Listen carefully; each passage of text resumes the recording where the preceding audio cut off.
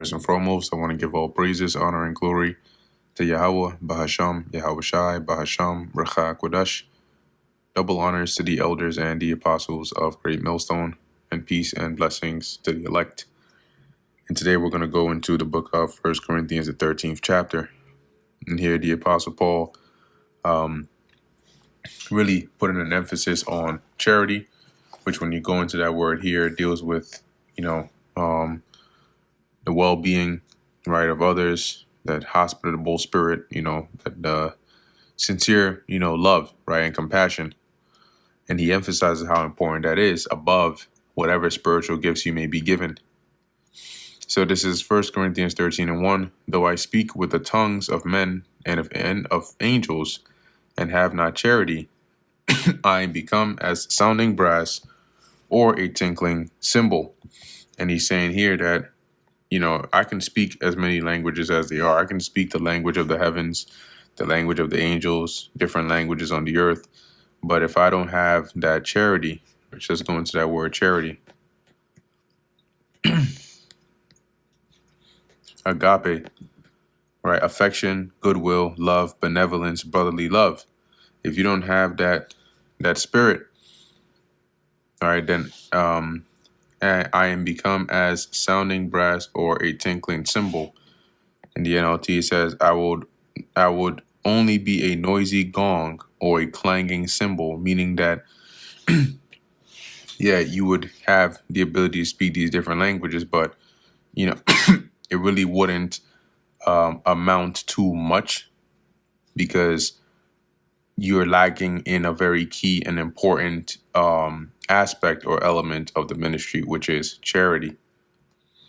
And though I have the gift of prophecy and understand all mysteries and all knowledge, and though I have all faith so that I could remove mountains and have not charity, I am nothing. See, so once again, he can have all these spiritual gifts, but if you don't have charity, as Paul's saying, you're nothing.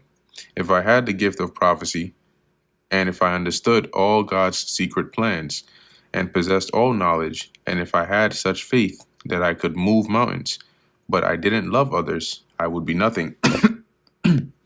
Because the way the Lord requires us to treat one another, right, and how we remember what the Lord said, what you have done for these, you've done for me, that requires that love. And if you don't have that, you won't be driven to do the other things. So that's why Paul stressed it here. And given the track record of the Corinthians, it was very needful that they heard this. And though I bestow all my goods to feed the poor, and though I give my body to be burned, and have not charity, it profiteth me nothing. So I could sell all my possessions and give it to the poor. I could offer my body as a sacrifice. If you do all that and you still don't have that love or that charity, it's not going to benefit you. It's not going to behoove you anything. Charity suffereth long and is kind. Charity envieth not. Charity vaunteth not itself, is not puffed up. And he's here. This is more so the spirit, those that have the spirit, okay, of charity, or the spirit of that love, comes with the ability to be long suffering.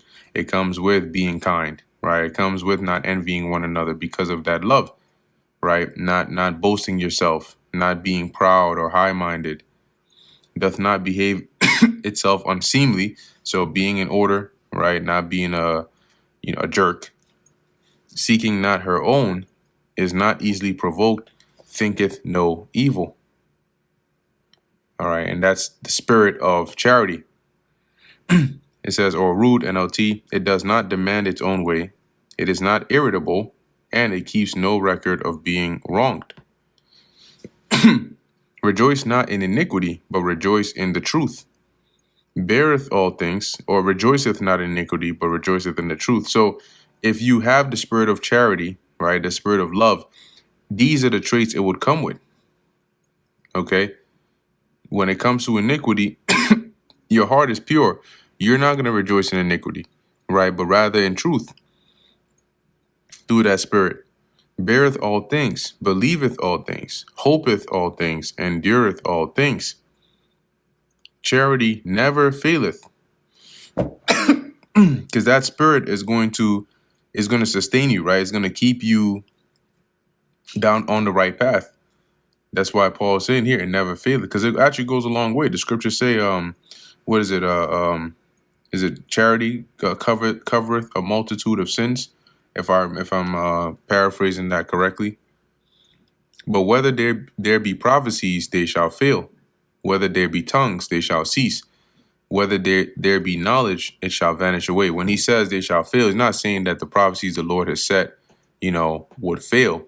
But when you go into that word fail in this, concerning prophecy, meaning it'll come to pass at some point, right? So it says here, to render idle, inactive, definition 2, to cause to cease, to put an end to, right? So he's saying this to make a point. And the point that the Apostle Paul is making is charity is above all of these, because charity never fails. All right. That spirit of charity is always going to benefit you. All right. As to where prophecies, the spirit of prophecy, eventually it'll come to pass, right? Eventually that's going to, run its course, right? Whether there be tongues, they shall cease. Whether there be knowledge, it shall vanish away. So these things won't last forever, but as the Apostle Paul is stressing here, charity will. For we know in part and we prophesy in part, right? So we don't have, we don't have the knowledge of everything, but of the things that we ought to know, we have that knowledge, 100% of it. Okay, so as he says here, we prophesy in part, right? We know in part, we prophesy in part. But when that which is perfect is come, then that which is in part shall be done away, right? And that perfectness is going to come with Yahushua when he changes us and makes us perfect. And at that point, that which is in part shall be done away, right? So no longer are we going to be lacking. We're going to be made perfect and whole and know all the things we need to know. When I was a child, I spake as a child, I understood as a child, I thought as a child. But when I became a man, I put away childish things. Meaning, on a literal level, when you were a child, right, you do things as a child. But the Apostle Paul here, right, is saying, when before you were, with your eyes were open to this knowledge, you were likened unto a child, right? You did things, as he's saying, I did things as a child. The way I thought and understood was as a child. But after becoming a man, you have to put away those childish things.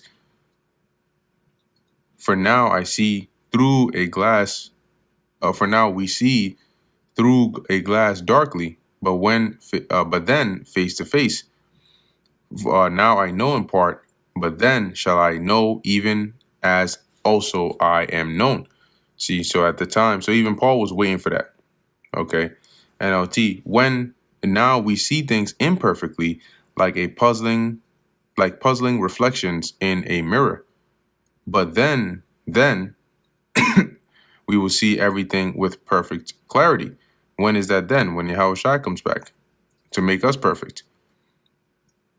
All that I know now is partial and incomplete, but then I will know everything completely, just as God now knows me completely. See, so the Lord is gonna, he's gonna change us, and all the things that we lack or that we, were without, we're gonna gain.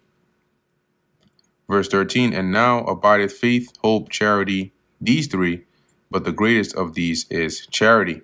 Okay, that love, that spirit of benevolence, because don't underestimate it, but it goes a long way.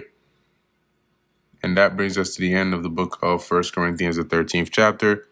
Lord willing, that was edifying to the elect. In closing, I want to give all praises, honor, and glory to Yahweh, Bahasham, Yahushai, Bahasham, Racha Kodash. And until next time, Shalom.